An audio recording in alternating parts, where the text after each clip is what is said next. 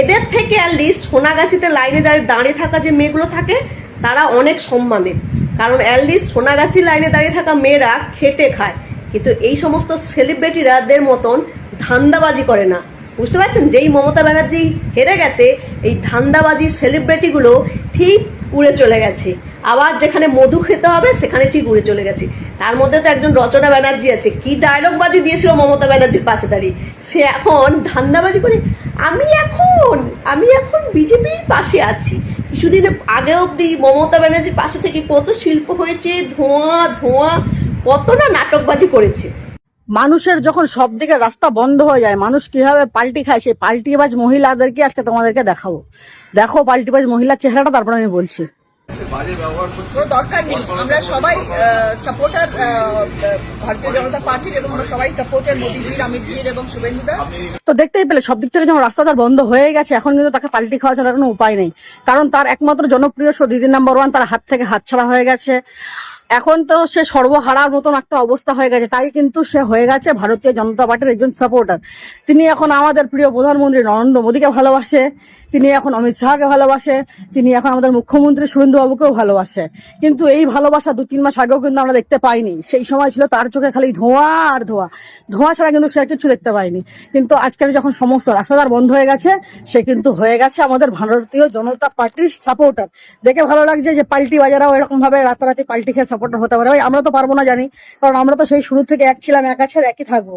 কিন্তু এই সমস্ত পাল্টিবাজি মানুষদেরকে সকলের দেখা দরকার, জানা দরকার। তাই তোমরা সবাই অবশ্যই ভিডিওটা বেশি বেশি করে শেয়ার করে সবাইকে এরকম পাল্টিবাজ মহিলা বা পাল্টিবাজ মানুষগুলোকে দেখার সুযোগ করে দিও। আর এরকম ধরনের ইন্টারেস্টিং ভিডিও দেখার জন্য অবশ্যই আমাকে ফলো করে আমার পাশে থেকো। বাবা মহাদেবের মাথার উপরে কন্ডম পরা মহিলা সায়নী ঘোষ, বুঝতে পারলেন, সে গিয়ে এনডিতে যোগদান করে, অথচ দেখুন RSS চুপ বাবা মহাদেবের ওপর। বুঝতে পেরেছেন, আসলে এরা পাবলিকের সামনে ধর্মের বুলি আওড়ায় আর পেছনে নিজেদের আখের গসায়। নাহলে সায়নী ঘোষের মতন এক মহিলা যে বাবা মহাদেবের মাথায় কন্ডম পরাবে বলে, তার যোগদানে RSS কেন চুপ আছে বলুন দেখি, কেন চুপ আছে? যদি জানা থাকে অবশ্যই কমেন্টে জানাবেন। ছাত্রছাত্রীদের ওপর নির্মম অত্যাচার করে, মারধর করে, এদিকে হেলিকপ্টার দিয়ে ফুলের বর্ষণ দিচ্ছে, মানে অকারণে টাকা অপচয় করছে। বুঝতে পারছেন, এগুলো না টাকা সাধ্য করা আর কিচ্ছু নয়। জনগণকে বোকা ভাবলে হবে না, এসব করে মানুষকে ভুলিয়েও রাখা যাবে না। যেখানে ডাক্তারি পরীক্ষার মতো নিট পরীক্ষার প্রশ্নপত্র বিক্রি হয়ে যায়, ফাঁস হয়ে যায়, তা নিয়ে যখন যুব সমাজ যখন রাস্তায় নামে, তাদেরকে বেধড়ক মারধর করি, নির্মমভাবে অত্যাচার করি, আর এদিকে ফুল বৃষ্টি দিয়ে টাকা সাধ্য করা চলছে। সত্যি এসব মেনে নেবে না জনগণ। দিল্লি পুলিশ মেয়েদের পেছনে লাঠি গুঁজে দিচ্ছে, লাঠির মধ্যে পেরেক আছে, সেই পেরেক দিয়ে ছাত্রীদেরকে মেরে রক্তারক্তি করে দিচ্ছে। বুঝতে পারছেন, সে সমস্ত ভিডিও গদি ভিডিও দেখায়নি। জি24 ঘন্টা কি দেখাচ্ছে? জি24 ঘন্টা দেখাচ্ছে যে পুলিশের গাড়ি উল্টে দিয়েছে। বলছি দালালের বাচ্চা এরা, এরা টাকায় বিক্রি হয়ে যায়। এই সমস্ত গদি মিডিয়াগুলো 22 দিন ধরে অনশন আছে, ছাত্ররা শান্তিপূর্ণভাবে আন্দোলন করছে, সে সমস্ত একটা ভিডিও দেখায়নি। এই যে ছাত্রদের উপর নির্মমভাবে অত্যাচার হলো, সে সমস্ত কোনো ভিডিও নেই। দেখাচ্ছে কিনা পুলিশের গাড়ি উল্টে দিয়েছে, আরে রক্তারক্তি ভিডিও কিভাবে মারধর করেছে বাচ্চাদের, স্টুডেন্টদের, ছাত্রছাত্রীদের, সেসব কিন্তু একটা দেখায়নি। সোশ্যাল মিডিয়া আমরা দেখতে পাচ্ছি। আর এই গদি মিডিয়া দালালের বাচ্চা দেখাচ্ছে কিনা গাড়ি উল্টে দিয়েছে। বলছি এই যে 22 দিন ধরে অনশন, একটা ভিডিও ফুটেজ নিয়েছে? একটা মিডিয়া বলেছে? না, বলেনি, এরা কিচ্ছু বলেনি। বলছি এইভাবে ছাত্রীদের মেরে, যুব সমাজকে মেরে কিচ্ছু লাভ হবে না। ইতিহাস কিন্তু তৈরি করে ছাত্র সমাজ, মাথায় রাখবেন। আর গদি মিডিয়া, তোমাদের তো কোনো ক্ষমা হয় না। যদি তোমাদের কেলাতো যুব সমাজ, তাহলে তো দেখে শান্তি পেতাম। কিছুক্ষণ আগে একটা ভিডিও দেখলাম, তাই ভাবলাম তোমাদের সঙ্গে কিছু কথা শেয়ার করি। তো যন্তর মন্তরে এক মেয়ে গেছে, সেই মেয়ের বাবা মা, সেই মেয়েটা নিজের মুখে বলছে আমার বাবা মা বিজেপির এতটা চামচা হয়ে গেছে, তারা আমাকে ফোন করে বলছে তুই মুসলমানদের প্রোটেস্টে গেছিস, তুই এক্ষুনি বাড়ি আয়, মুসলমানদের প্রোটেস্টে কেন গেছিস? তো গাইস একটা কথা বলি, যন্তর মন্তরে মুসলমানরাই শুধু আছে, মুসলমানরাই শুধু গিয়া মানে ধর্ণা দিচ্ছে, আন্দোলন করছে। সেখানে হিন্দু, শিখ, মুসলিম মানে সমস্ত ধর্মের মানুষ, তারা কোনো ধর্ম নিয়ে ওখানে বিরোধ করছে না, তারা করছে তাদের হকের লড়াই।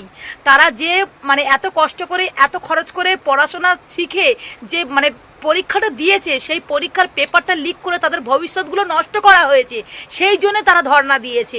এখানে হিন্দু মুসলিম মানে ভারতবর্ষে যাই হোক না কেন, হিন্দু মুসলিম না করলে তো আর কোনো দল দাঁড়াতে পারবে না। একজন দলই আছে যে সবসময় হিন্দু মুসলিম করতে থাকে গাইস, ওর মধ্যেও হিন্দু মুসলিম ঢুকিয়ে দিচ্ছে। আর তার মধ্যে কিছু কিছু শুয়োরমুখী আছে যাদের কথাবার্তা শুনলেন আমার হাসি পায়। আসল কথা, এরা তো বিক্রি হয়ে আছে, তাই এরা স্পষ্ট কথাটা সত্য কথাটা মানুষের সামনে তুলতে দেয় না, ঠিক আছে? এই দেখবে কিছু কমেন্টের মধ্যে চলে আসবে কিছু শুয়োরমুখো, কিছু শুয়োরমুখী এসে ডায়লগ দিতে চলে আসবে।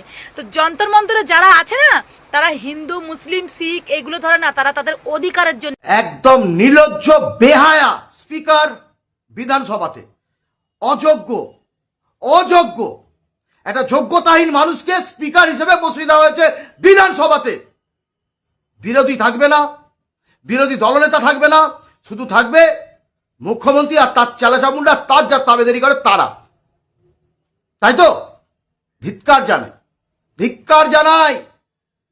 আপনি স্পিকার সাহেব মহাশয় আপনি বলছেন কুণাল বাবুকে ওকে বার করে দাও, ওকে বাড়ির কুকুর নাকি আপনার? এবার তো আপনাকেও রাস্তা বেরোলে ওকে ওকে করবে, কুত্তার মতন ব্যবহার করবে আপনার সঙ্গে।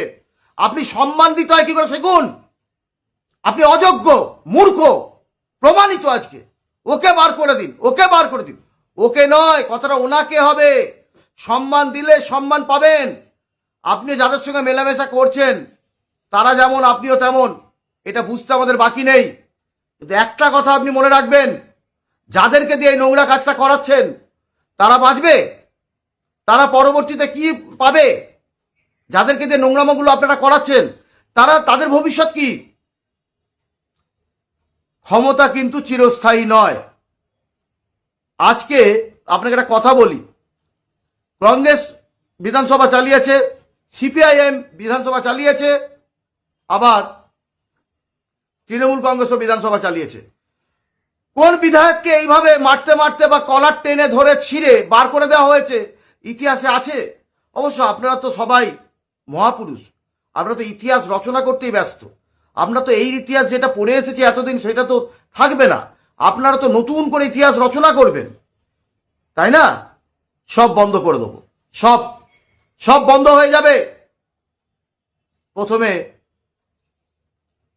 টিক টিক টিক টিক করে যে দিল্লিতে ঘড়ির কাঁটাটা ঘুরছে, সেকেন্ডের কাঁটাটা, ওইটাকে বন্ধ করতে হবে। খুব শীঘ্রই বন্ধ হয়ে যাবে, চিন্তা করবেন না। ওখানে যখনই ঘড়িটা থেমে যাবে না, আপনাদের এখানে ঘড়িটা উল্টো কাঁটা বইতে শুরু করবে। Tick tick tick tick tick. Mind it. সাবধানে থাকবেন, ভালো থাকবেন। জনগণ সব দেখছে। আপনাদের কুকীর্তিকে সবাই মেনে নিতে পারে না। কিছু অন্ধভক্ত পুষেছেন, যারা গোমূত্র পান করে, যারা গোবর দিয়ে টিফিন করে, লাঞ্চে গোবরের চচ্চড়ি খায়, রাত্রেবেলা গোবর কষা, তারা আপনাদের কথা শুনবে এবং হাততালি দেবে। কোন শিক্ষিত সমাজ আপনাদেরকে মেনে নেবে না। আপনাদের বর্বর সরকার মেনে নেবে না, মেনে নেবে না। আপনাদের মধ্যে অসভ্য, একদম ওপর থেকে নিচে পর্যন্ত সবকটা আপনারা অসভ্য। ম্যানার্স নেই, শিক্ষা দীক্ষা নেই, কিছু নেই আপনাদের মধ্যে। যা ইচ্ছা আপনারা তাই করে যাচ্ছেন। কেন কেন? আপনি যুব সমাজকে কি শিক্ষা দিচ্ছেন? যারা যুব নেতা তৈরি হচ্ছে তাদেরকে কি শিক্ষা দিচ্ছেন? বিধানসভা থেকে একজনকে তাড়িয়ে দিতে। আর স্পিকার সাহেব বলবেন ওকে ওকে ওকে তাড়িয়ে দাও, ওকে তাড়িয়ে দিন। ওকে কে? ওর বাড়ির কুকুর নাকি ওকে ওকে করছেন? ভদ্রভাবে কথা বলবেন, আর না হলে কথা বলবেন না, মুখ চিরকালের জন্য বন্ধ রাখবেন। কথা বলা প্র্যাকটিস করুন, ট্রেনিং নিন। যদি না পারেন ট্রেনিং নিন, তারপরে আসবেন। অপদার্থ। দিল্লি পুলিশ মেয়েদের পেছনে লাঠি গুঁজে দিচ্ছে, লাঠির মধ্যে পেরেক আছে, সেই পেরেক দিয়ে ছাত্রদেরকে মেরে, ছাত্রীদেরকে মেরে রক্তারক্তি করে দিচ্ছে। বুঝতে পারছেন? সে সমস্ত ভিডিও গদি মিডিয়া দেখায়নি। জি24 ঘন্টা কি দেখাচ্ছে? জি24 ঘন্টা দেখাচ্ছে যে পুলিশের গাড়ি উল্টে দিয়েছে। বলছি দালালের বাচ্চা এরা, হ্যাঁ, এরা টাকায় বিক্রি হয়ে যায়। এই সমস্ত গদি মিডিয়াগুলো 22 দিন ধরে অনশন আছে, ছাত্ররা শান্তিপূর্ণভাবে আন্দোলন করছে, সে সমস্ত একটা ভিডিও দেখায়নি। এই যে ছাত্রদের উপর নির্মমভাবে অত্যাচার হলো সে সমস্ত কোনো ভিডিও নেই। দেখাচ্ছে কিনা পুলিশের গাড়ি উল্টে দিয়েছে। আরে রক্তারক্তি ভিডিও কিভাবে মারধর করেছে বাচ্চাদের, স্টুডেন্টদের, ছাত্রছাত্রীদের, সেসব কিন্তু একটা দেখায়নি। সোশ্যাল মিডিয়া আমরা দেখতে পাচ্ছি। আর এই গদি মিডিয়া দালালের বাচ্চা দেখাচ্ছে কিনা গাড়ি উল্টে দিয়েছে। বলছি এই যে 22 দিন ধরে অনশন, একটা ভিডিও ফুটেজ নিয়েছে? একটা মিডিয়া বলেছে? না, বলেনি। এরা কিচ্ছু বলেনি। বলছি এইভাবে ছাত্রীদের মেরে, যুব সমাজকে মেরে কিচ্ছু লাভ হবে না। ইতিহাস কিন্তু তৈরি করে ছাত্র সমাজ, মাথায় রাখবেন। আর গদি মিডিয়া তোমাদের তো কোনো ক্ষমা হয় না। যদি তোমাদের কেলাতো যুব সমাজ, তাহলে তো দেখে শান্তি পেতাম।